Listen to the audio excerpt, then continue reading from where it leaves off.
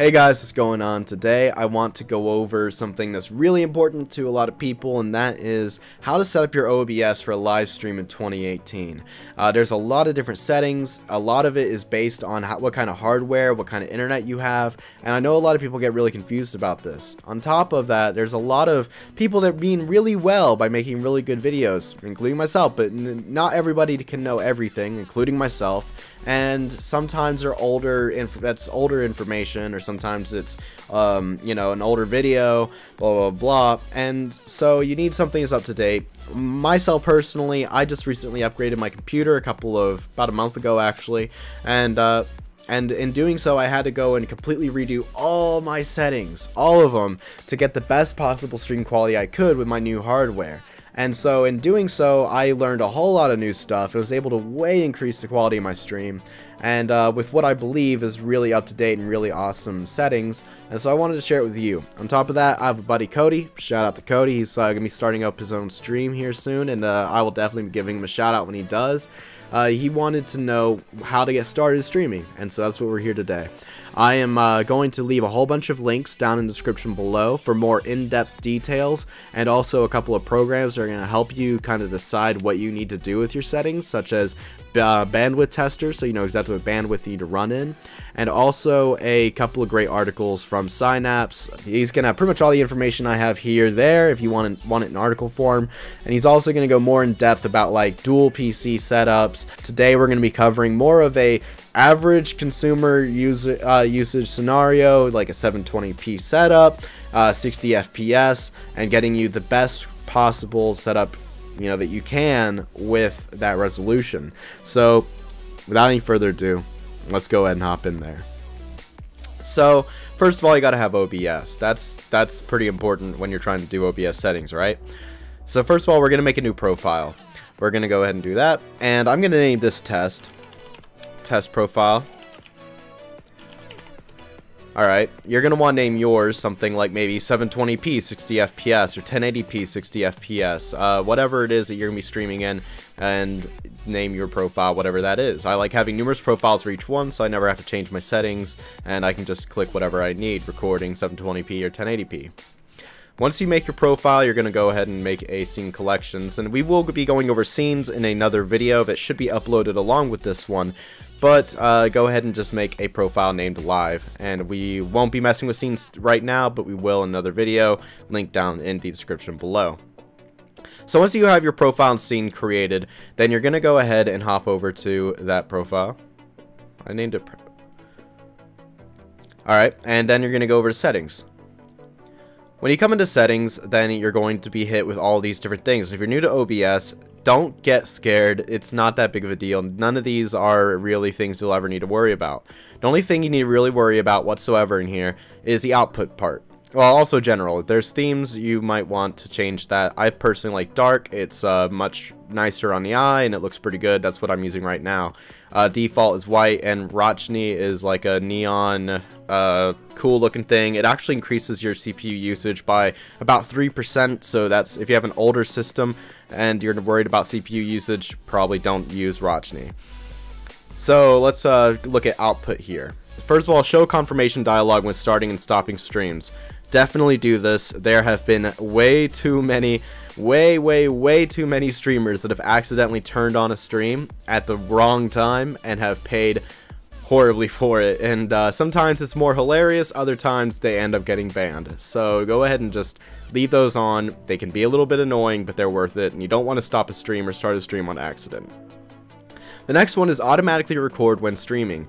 If you have a secondary hard drive that's got a fairly large amount of space on it, then this can be something that you're going to be very interested in doing, because that makes it a lot easier to record and then put your streams up on YouTube later, rather than having to take a lower quality stream from Twitch and then hop it over to YouTube.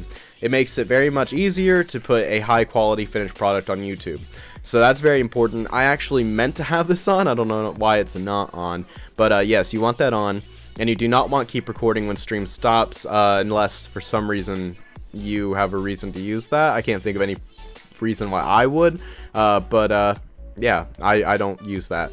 Other than that, pretty much leave everything here the same. There's nothing here that that you really need to mess with, really. It's just kind of personal preference, little things. So let's go stream.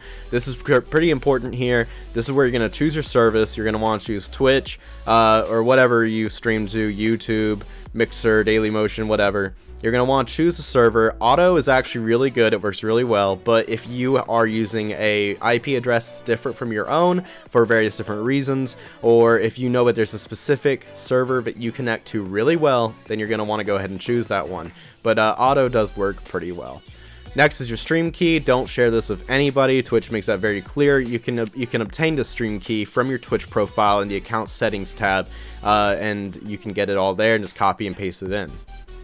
Next, we're actually going to skip output real fast. We're going to go to video. This is very important. And see, this is where setting up your settings on OBS for a lot of people gets really complicated.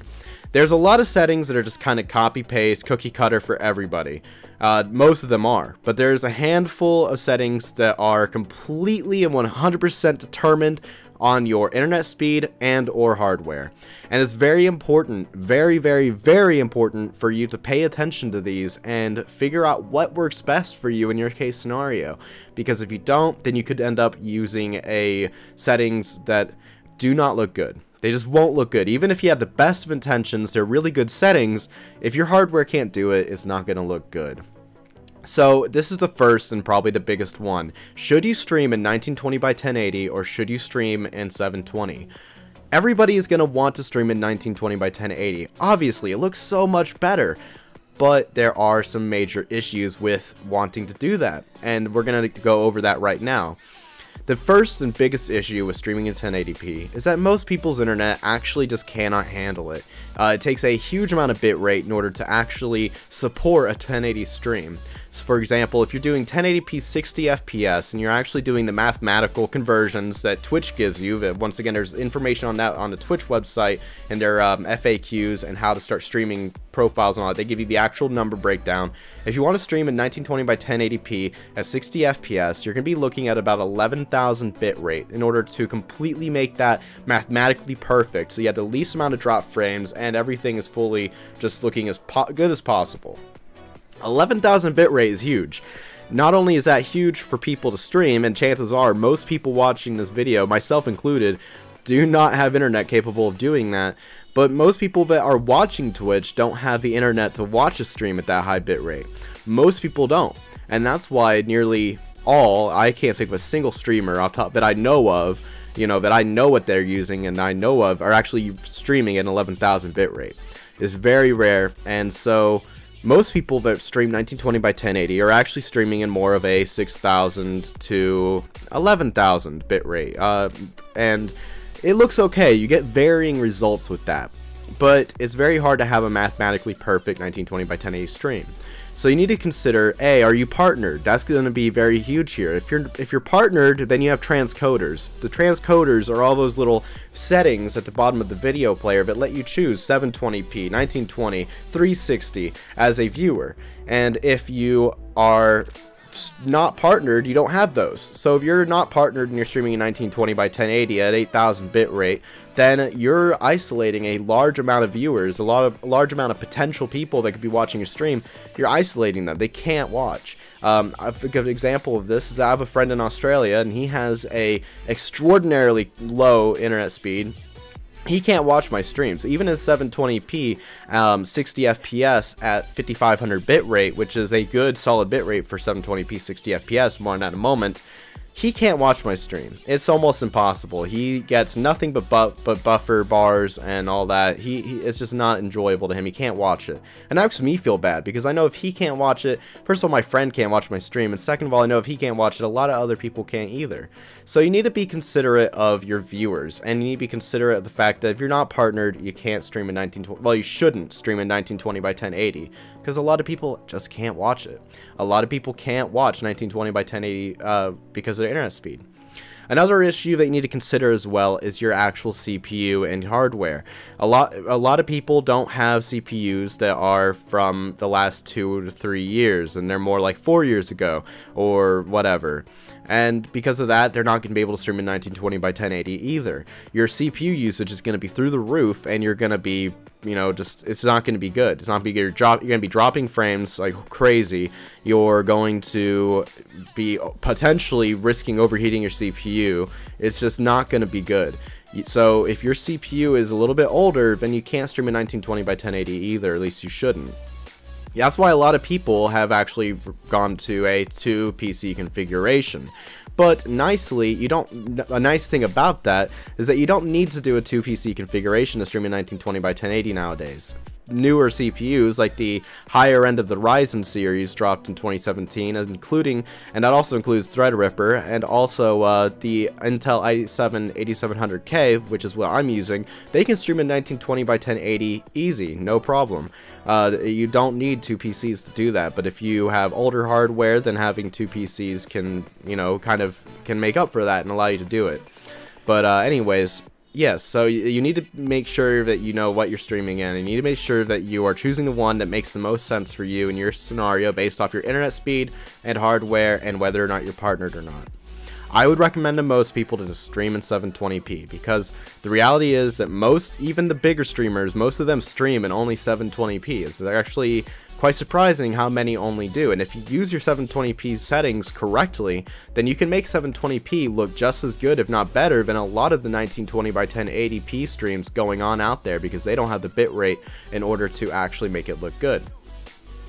Alright, so anyways, yeah, resolution. Choose the one that works best for you. FPS is the exact same thing. I could say all the same things all about that. 30 and 60, you're having to do twice the amount of work, twice the amount of encoding, and it's going to be twice as taxing on your internet. So choose something that's going to make sense for you. Not only for you, but also for your viewers, 30 or 60. I personally do use 60 with 720p. And, you know, works good. Other than a couple of people, most people can watch my stream really easily. So yeah, I would recommend 60, especially if you're doing something a little more high action, like if you're playing a lot of first-person shooters or racing games, anything that's got a lot of high motion. If you're playing things like MMOs or RTSs, card games, anything that doesn't have a lot of motion in it, then you can get away with 30 and it's going to look just fine. That's what I would recommend to you, so go ahead and hit apply there. Now let's go to output, and this is what you guys are really here for. Let's go ahead and head over to advanced. You do not want to use simple. Simple, it will give you a really bad looking stream, period. There are a lot of very important options that are just not in simple that you need to know, that you need to mess with. So go to advanced. The first thing you need to do is decide what encoder you want. This is one of those variables. If you have a really good, or not really good, if you have a good CPU that's kind of recent, 2 years or younger, then you are going to want to do 264. It gives you a higher quality stream, and it looks really good in comparison to NVENC. X264 makes your CPU do all the encoding, whereas NVENC makes your GPU do all the encoding.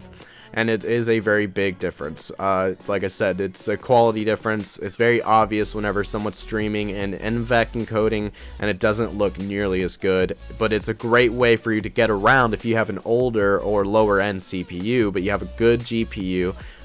You can get around that CPU bottleneck pretty much. So yeah, 264. That's what I would recommend. Enforce streaming service encoder settings.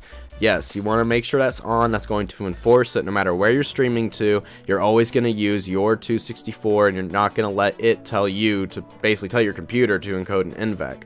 So you're definitely going to want that. For your rescale output, you're not going to want to mess with this on stream unless you, on the stream settings, unless you're doing it really backwards and you have like some recording settings in one resolution and whatnot. You're going to want to go ahead and leave this as is. For rate control, this is where a lot of people disagree. So you've got CBR, ABR, VBR, and CRF. CRF, let's start with the easy one. CRF is usually used for recording. It's it's just completely different. It's not really meant for live streaming. Twitch doesn't support it very well. Twitch supports VBR and CBR. YouTube is the exact same way. These ABR and CRF are not really meant for live streaming. They are more of a recording option. and that's just not what their purpose is. They don't work well with the 264 encoder. They weren't made for it. VBR was made for the 264 encoder, and the live streaming services just don't use them, really. It will work, it just won't work as good. So really your two options are VBR and CBR. What are the difference? Well, CBR's controlled bitrate and VBR's variable bitrate. Controlled bitrate, what's nice about it is that it will run at exactly, well, at least at a bare minimum, it will run at the exact amount of bitrate that you type in. So if you type in 2500, 5500, 8000, it will run at or above that bitrate at all times, no matter what. That's pretty nice. It means you're not going to get any drops of bitrate, no drops of quality unless your internet goes out or goes slow for a moment. But it does have a caveat to it. It's kind of running your computer at a maximum 100% of the time, even if it's not necessary, and that's not really all that good in that sense, because then your CPU could have opportunities to kind of take a break and cool down a little bit, blah, blah, blah. But the main caveat is the encoder. So 264 isn't really made to work with CBR. CBR is more of an NVEC encoder, or rate control, I should say, my bad. The reason is because when you're using NVEC, you actually have a lot of fluctuations. You have a big issue with that when you're using NVEC. There's a lot of fluctuation in bitrate because you're using a GPU to encode rather than a CPU to encode. So CBR is a really great option for people that, like I said, they don't have the greatest CPU, but they have a really good GPU, and so they want their GPU to do it. If you're using NVEC, use CBR. Excuse me. But if you are using 264, VBR is the best option.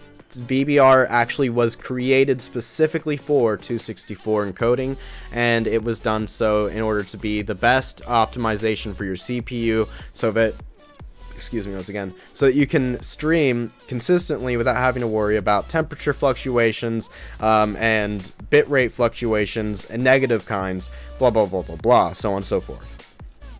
So in VBR, you got a couple extra options here. First of all, I need to decide your bitrate. There is a couple of really great articles on Twitch that talks about how to decide what your bitrate is for your internet, blah blah blah. Also, what kind of bitrate you might want to use for your resolution. Alright, so the best way to decide what kind of bitrate you should stream in is to use the Twitch bandwidth test. This is a program that's given to us by Team Liquid. A lot of different streamers use it. It's used every single day. I will have a link down to it in the comments below.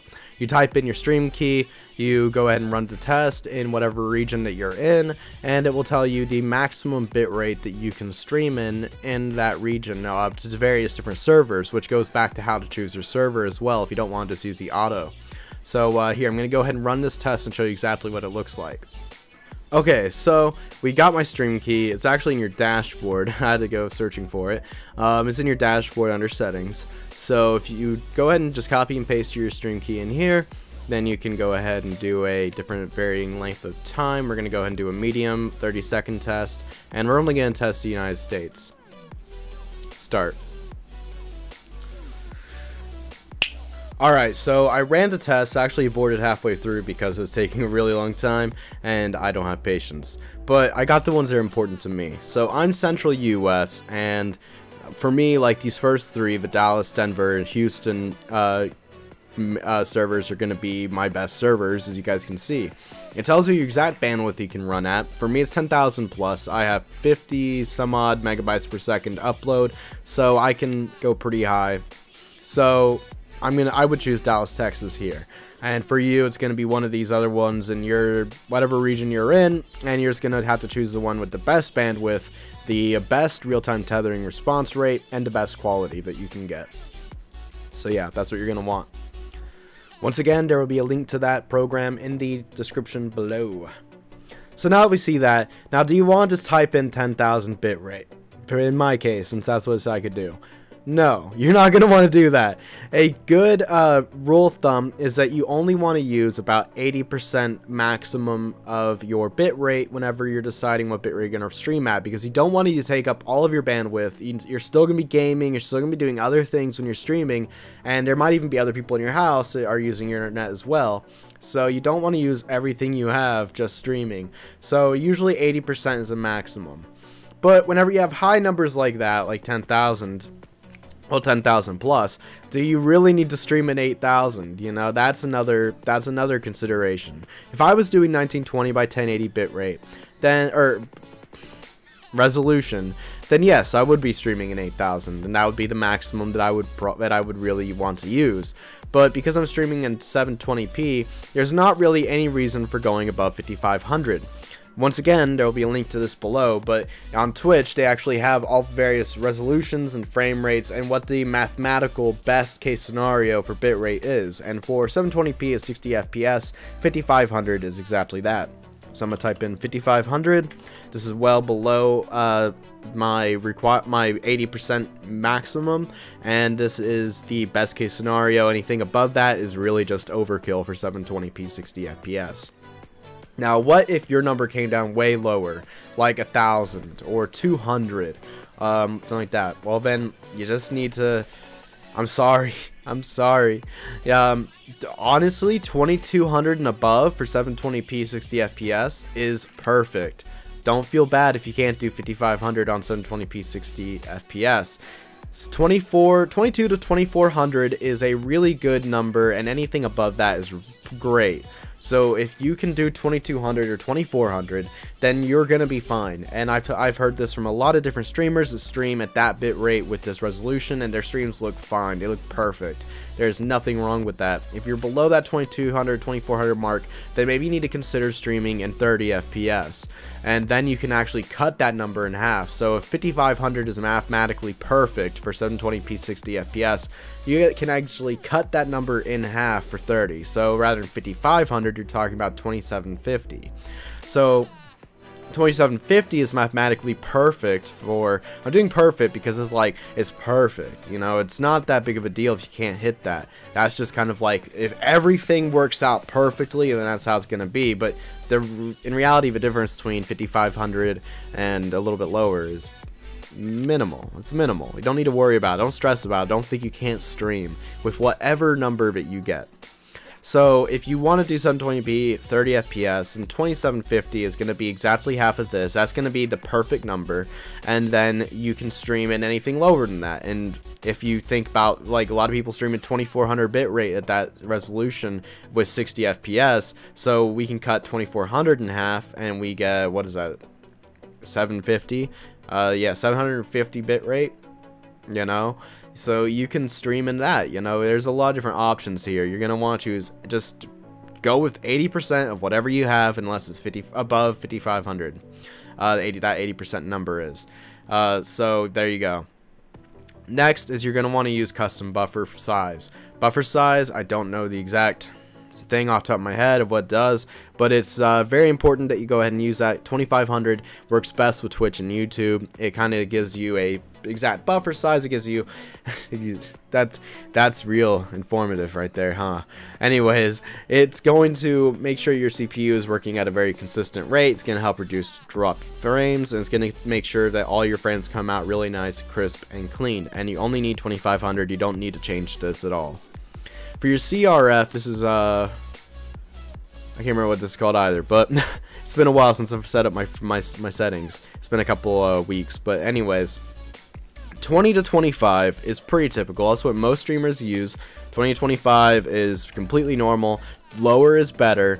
If you can do 20, then 20 is definitely where you want to go. I actually personally use 17 because the Intel i7 8700K processor I use absolutely just kicks ass at streaming. So my CRF, I'm able to go quite lower actually, and it works just fine. So 15 to 17 is more of what I do, but 20 to 25 is where almost all your favorite streamers are sitting, and it looks gorgeous. So yeah, kind of play around with that and see how it works out for you. For keyframe interval, you're going to want to do 2. This is perfect. You do not want 0. 2 is perfect for Twitch and YouTube. This gives the best compatibility and makes sure that everything goes over as smooth as possible. So you're going to want to do 2. Here's another one of those things that's going to be completely dependent on your CPU and that CPU usage preset. So it goes from ultra fast all the way down to placebo. Lower is better, faster is worse. So it usually starts you very fast, and you can change it from there. Very fast looks like ass. It is horrible looking. It is known for being really scuffed and being really gross looking. avoid very fast if you can. With that being said, not all processors are going to be able to go to faster, fast, or even medium. And there is diminishing returns, so you must be thinking, oh, well, placebo must be beautiful. But once you get below medium, then there's usually some pretty bad diminishing returns, and that is increased CPU usage, which we've covered, earlier in the video. You don't want that to be too high. So you need to find something that's going to work best for you, and the only way you can do that is to do some test streams and see how your CPU reacts. For me, I stream on medium because, like I said, the 8700K is a brand new, just came out a couple months ago processor. It kicks absolute ass, and with medium, I'm only running at 11% CPU usage when I stream. And if I record and stream at the same time, both in medium CPU preset, then I'm only at about 25%. So that works for me, but for most people, they're going to fall into fast to faster, and that is 100% fine. Most people are streaming in fast to faster. Unless you have a Threadripper at 8700K from this past year, then people aren't streaming in these lower speeds. Some people with 2 PC setups can do medium and sometimes slow, but at that point, you're starting to really reach a diminishing return, even with a second PC. So aim for that faster, fast, or maybe even medium, and you'll look great. Just avoid very fast. Very fast looks like crap. For profile, you're going to want to choose high. Just nothing else. High. This doesn't matter what your internet's like, doesn't matter what your computer's like, run high. Always. It is a huge difference whenever you see a main, up between a main, a baseline, or a high stream. And when you choose none, then you're choosing baseline, or main actually, when you're choosing none. High is going to be just overall quality and fidelity. You want high no matter what. It is a huge difference. If you go to like the guy with 0 viewers that just started streaming today versus like Soda Poppin', that's the difference. That's the difference. They could be streaming the same resolution and the look will be completely different.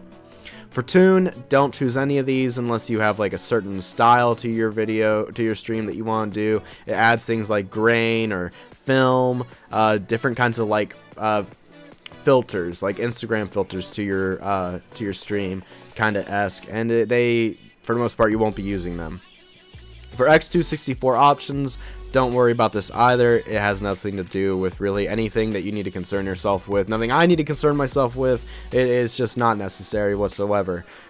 For audio, this is gonna be pretty much, you want 256. It's a lot of older guides or older information will say just stick to 160 or 192, but 256 is a pretty much bare minimum for right now in this current time in 2018, because 256 allows you to get a higher audio fidelity, and when you consider that streaming, you're gonna be playing video games and listening to music and watching videos that have a lot of different sounds, game sounds, music, sound effects, character noises and dialogue, all these different things all on top of each other. If you don't have enough bit rate, then it's gonna sound scuffed.